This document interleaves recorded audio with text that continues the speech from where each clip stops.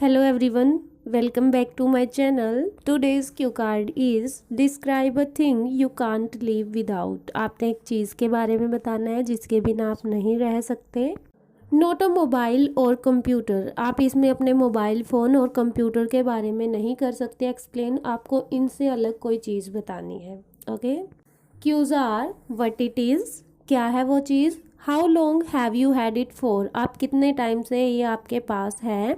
Y you can not live without it, आप इसके बिना क्यों नहीं रह सकते. And explain how you felt when you were without it, आपने एक टाइम के बारे में बताना है जब ये चीज़ आपके पास नहीं थी तो आपको कैसा लगा. Okay, now let's start the sample answer. To be honest I am very emotional person, कि मैं बहुत ज़्यादा इमोशनल भावुक पर्सन हूँ. And I get attached with things very quickly even in short time, कि मैं चीज़ों के साथ बहुत अच्छे से जुड़ जाती हूँ बहुत कम टाइम में ही. And I love my all things whether they are important for me और नॉट, कि मैं अपनी हर चीज़ को प्यार करती हूँ चाहे वो मेरे लिए इम्पोर्टेंट है या नहीं है. But here, I would like to shed light on an item without which I assume that I cannot live. लेकिन यहाँ पे मैं shed light on एक idiom है जिसका मीनिंग है कि यहाँ पे मैं इन्फॉर्मेशन देना चाहूँगी उस चीज़ के बारे में जिसके बिना मैं नहीं रह सकती, ऐसा मुझे लगता है. It is my personal diary, ये मेरी पर्सनल डायरी है. I write my all activities in it, मैं अपनी सारी एक्टिविटीज़ के अंदर लिखती हूँ.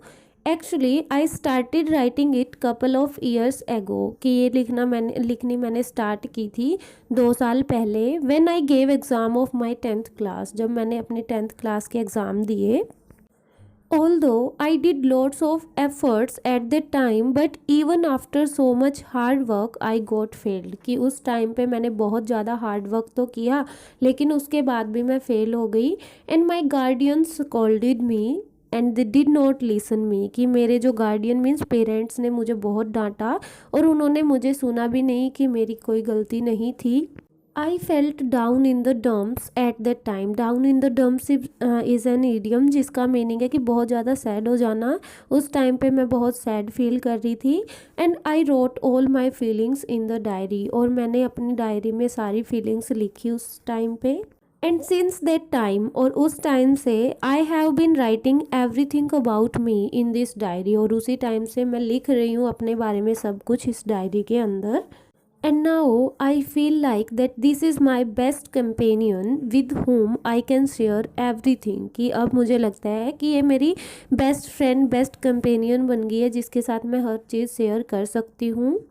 And if I will lose it, और अगर ये मेरे से गुम होती है, it will be difficult for me to express my feeling as I am introvert person, तो ये मेरे लिए बहुत डिफ़िकल्ट होगा किसी और के साथ मेरी फीलिंग शेयर करना, क्योंकि मैं इंट्रोवर्ट पर्सन हूँ. इंट्रोवर्ट पर्सन वो होता है जो ईज़िली किसी के साथ बात करना पसंद नहीं करता.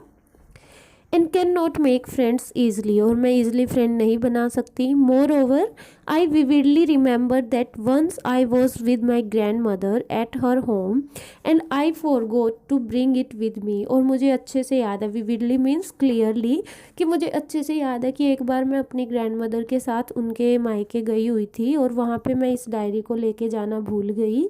At the time I was feeling alone, उस टाइम मैं बहुत अकेला फील कर रही थी. And I was really missing my diary, और मैं अपनी डायरी को बहुत ज़्यादा मिस कर रही थी. And after one day when I came back, और एक दिन के बाद जब मैं वापस आई, I just looked my diary and shared my feelings at the marriage, और मैंने उसके अंदर अपनी सारी फीलिंग लिखी जो मैंने मैरिज पे फील किया था. So all in all this is the diary which is very close to my heart. So यही वो डायरी है जो मेरे हार्ट के बहुत क्लोज है.